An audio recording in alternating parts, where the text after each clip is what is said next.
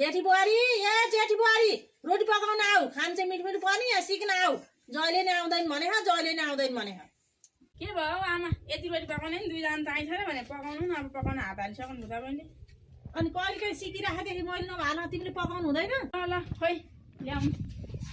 अब रोटी पकाउन नि दुईजना खोइ के अनि भने ल पकाउ ल छिटो बुझ्छ यहाँ पानी हाल कति हाले पानी गिलो भयो पिठो हाल अब के भएर आउँदैन भने क्या मलाई अनि सिके पो आउँछ त